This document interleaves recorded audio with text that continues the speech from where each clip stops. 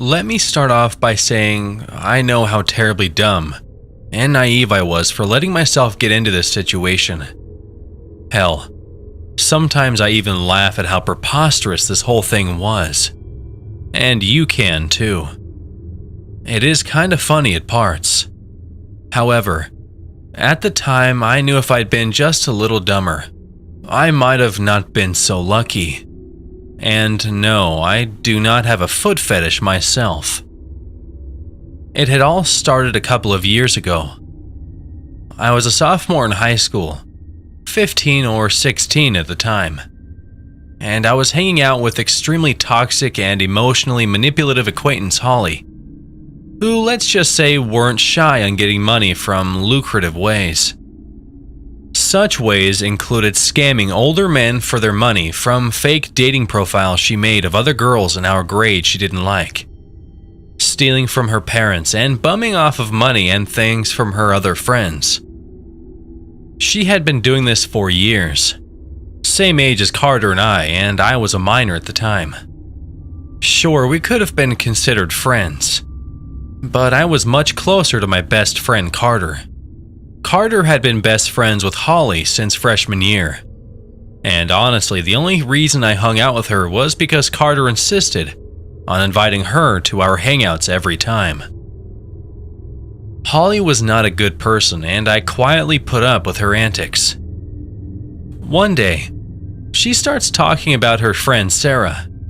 Awesome, but honestly, I really didn't care, especially knowing Carter and her ditched me for her. I wasn't really paying attention to the story until Holly asked me if I wanted to sell my socks for money. What the fuck? She smiles and proceeds to tell me how they found a super senior, kid you not, who bought knee-high socks for $90. All Sarah had to do was wear them outside for an entire day.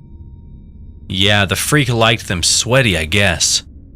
The only thing was, the super senior insisted on meeting in person only. Holly laughed, telling me it was a little weird.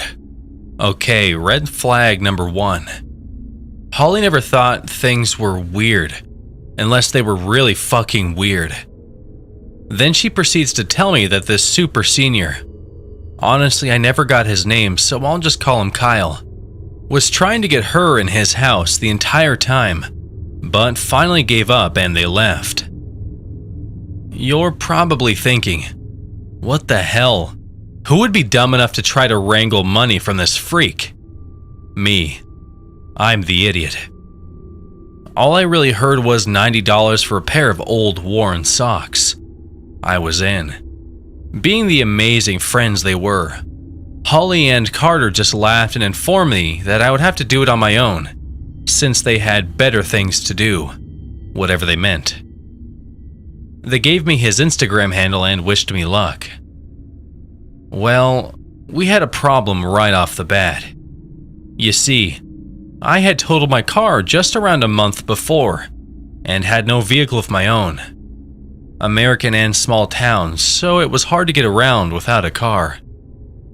Well, being the dumbass that I was, and still am, I decided, hey, let's just take my mom's car. Huge mistake. So I start messaging this Kyle on Instagram, explaining my situation and how I got in contact with him. I can't remember most of the conversation, but I can remember the guy being really insistent on meeting at his apartment complex. Red flag number 2. Although I'm very stupid and naive at times, I at least had some common sense.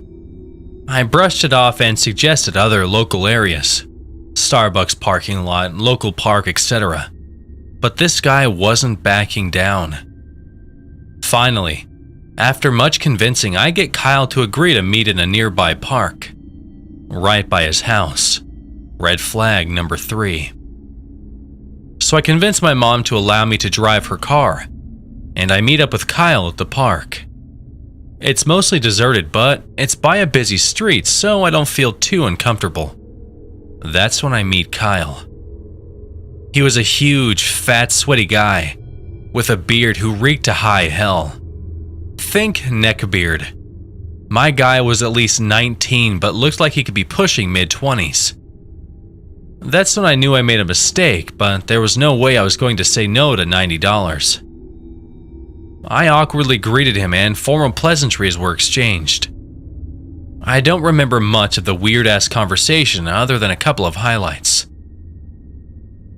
Number 1. The dude brought fucking rope. Turns out he was into bounding feet as well, and I was super creeped out.